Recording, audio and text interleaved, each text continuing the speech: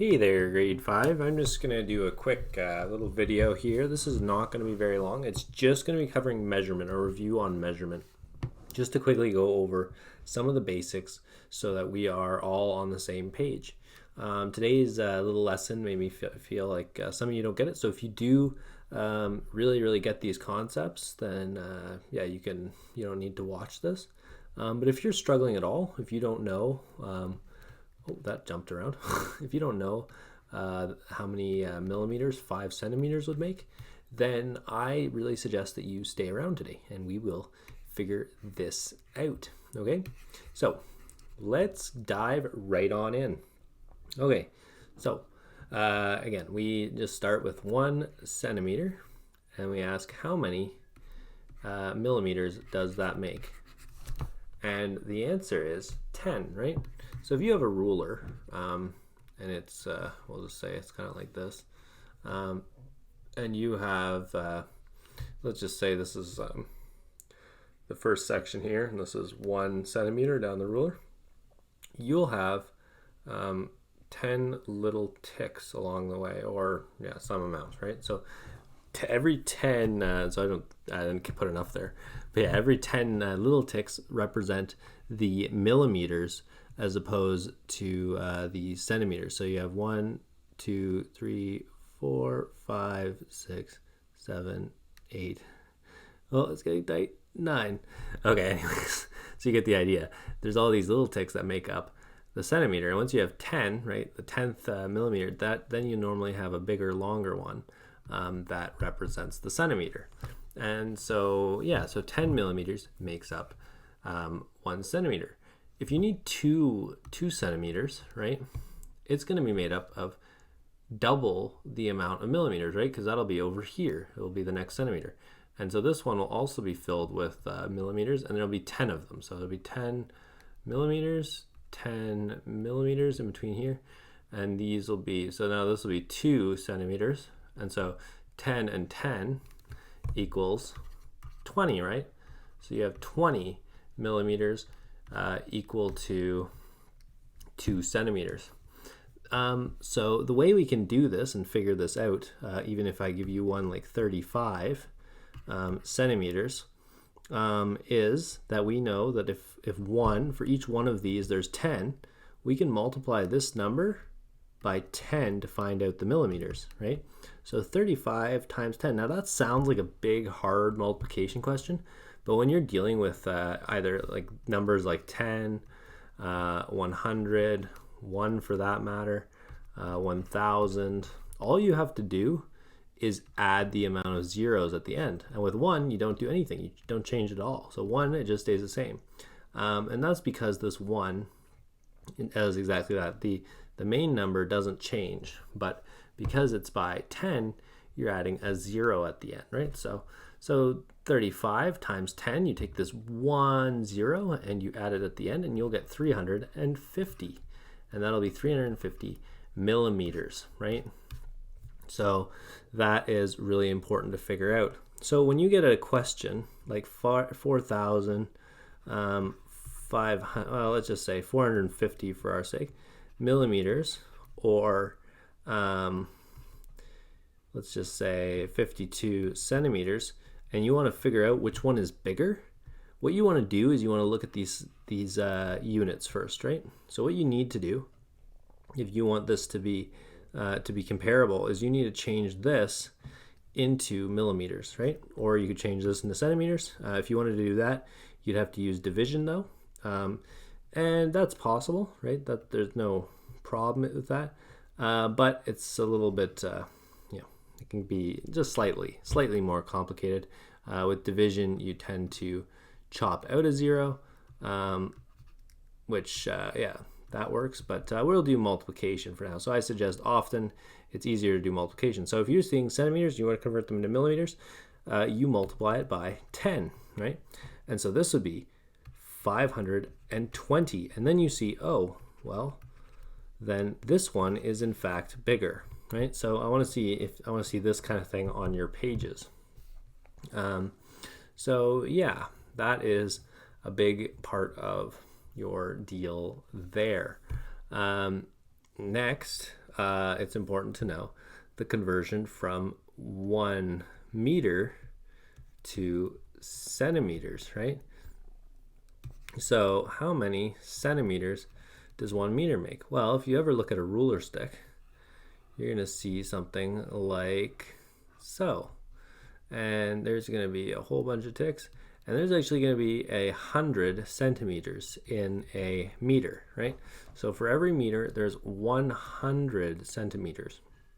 So if you have 2 meters, right, that means you have twice the amount of centimeters, right? You have twice the amount of meters, that's going to make twice the amount of centimeters. So twice the amount of 100 is 200. So if you have 4 meters, that's 4 times the amount of meters. And so it's also going to be 4 times the amount of centimeters. And that's going to be 400. So the way you can do this, even if you have something like 36 meters, right? The way you can convert it over is you just simply times this by 10, right? 100, sorry. Times it by 100 because it's 1 to 100. So you times it by 100. And remember, all you have to do here is just add on the zeros. So that'll be 3600. So 3,600 centimeters make up 36 meters, right? So yeah, if you can figure out this, that you add on 100, then you are as good as golden. So let's take a look now at something else. So if you had 1 kilometer, right? If you had 1 kilometer and you wanted to figure out how many meters are in there, well, there is going to be 1,000 meters, right? So 1 kilometer is made up of 1,000 meters. So 2 kilometers, right? I think you can probably guess this. This is double the amount of kilometers, right? You've done double the amount. And so this one also is going to be double the amount. So double 1,000 is 2,000, right? And if you have 35,000, right, 35 kilometers, oops, I just gave it away. You're going to times that, right, by 1,000 this time, right? Because this is going into meters. So a kilometer is 1,000 meters. So that equals 35,000 meters. Oops, that's a lot of squiggles. Right, 35,000 meters. And that, that's not actually correct. I didn't do it right there. There we go. That's the right amount of zeros, right? You want to make sure that these 3 zeros are always plopped on, right? And that's how you can do it. So perfect. And then, right, another thing that we want to be able to do is to figure out, what kind of size of unit we are dealing with. So if you have a door, right, the door probably isn't 2 kilometers big because kilometers are giant. That's what you use. If you went for a run, you might run for 2 kilometers, right? And that'd be a fairly decent sized run. A door is not, you wouldn't run just that far. A door is a lot smaller, so this one we know is going to be incorrect. And 2 millimeters, right? That might be like a little tiny little door, maybe for a little ant or I don't know, SpongeBob. Maybe SpongeBob's door is that big. No, SpongeBob's door is probably even bigger than that, right? So 2 millimeters is way too small. That's like teeny weeny. It's barely even a piece of this door. And 2 centimeters isn't a whole lot better. 2 centimeters is a little bit bigger, probably like, this whole thing is not really accurate, but it's tiny. It's not going to be nearly the size. So what we go with is 2 meters, right? So we need to figure out what is the appropriate size, and 2 meters would be more correct than 2 centimeters or 2 millimeters. Okay, so 24-hour time, just as a, we weren't really going to do time. It's funny though. It mostly does time. So we did our quiz, so I guess so I'll do the 1 time thing here, just to make sure that we're all on the same wicket here. So if you wanted to convert a number from PM, or the 12-hour clock, to a 24-hour clock, you want to turn this into 24 hours, and we said it was 353 PM. So this PM will let us know that it's afternoon, right? So it's in the afternoon or past noon. So lunchtime has passed, and we've gone past the 12. So on the 12 o'clock clock, it goes like this, right? It goes 1 or 11 a.m. Oh, 10 a.m., right? 10 a.m., 11 a.m., 12 p.m. So this is where it changes, right at 12. It changes to 12 p.m. And then it's 1 p.m. And so we go out for recess normally at 1 p.m.-ish. And then we stay out till 1:40. So p.m. So if it's after midday, we add 12 hours to this to get our clock, because instead of resetting, what happens with the military or the army time or the 12-hour time is it goes 10, 11, 12. And so this one doesn't reset. We kind of talked about that today. That's kind of a weird one that doesn't reset. And then this one goes and it's 13, right? Instead of resetting here, it goes 13, 14. So what you do, if you see it like this, you add 12 hours, right? Because it hasn't reset. So this would be equal to 15, right? 3 plus 12 is 15, 53, right? And then you don't have a PM or AM because it doesn't have to, with this clock, we don't have to signify that. So let's try one more. Let's do two more. So 7, let's just do 7:30 p.m. Okay, we see the PM, right? We know this is gonna be past the 12, so it's it's gone past the 12, right? And so, right, it's again, this one, you go dot dot dot, it's on this side, it's gonna be 7 p.m. So we know that we didn't reset here on the army time, so it's gonna be 12 hours added. So that's gonna be 7 plus 12 is 19, and it'll be 1930, right? And again, no PM, you don't have to put anything here because this one doesn't need to signify that. It is, doesn't need to worry about that. Now, if I have something like let's say 4:25 a.m. So we're getting up to go snow shoveling or something. And that is in the morning, right? This is before lunch, right? Before lunchtime or before the midday. And so it's on this side this time. So if you look here, right, you see 10 a.m. and 10 actually line up, and 11 a.m. and 11 actually line up. There's no difference. So if you see the a.m. here, you're going to say, oh, well, this is kind of before lunchtime.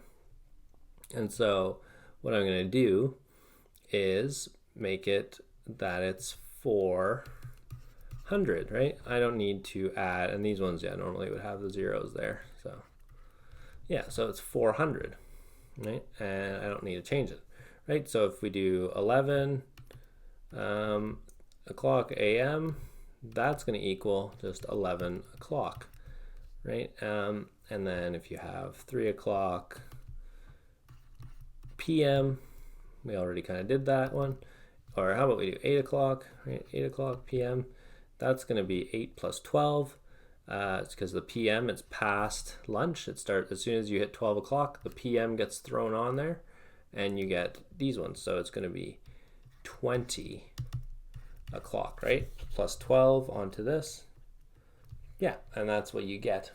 Now, if you're converting backwards, right? So if you see any number that is bigger than 12, right? So if you see a 13 o'clock, any number that's bigger than 12, you know that that's going to be in the PM, right? Because if it's PM, you add 12 to it. So if it's bigger than 12, you're going to have to drop it back down. So 13 o'clock is going to be minus 8. You're going to minus 12 from it. And that's going to be 1 o'clock PM, right? So yeah, and the same with, let's just say 19 o'clock. It's above 12, so we know that it's going to be PM. And we go and do 7 p.m. Now, if it was just 10 o'clock, right?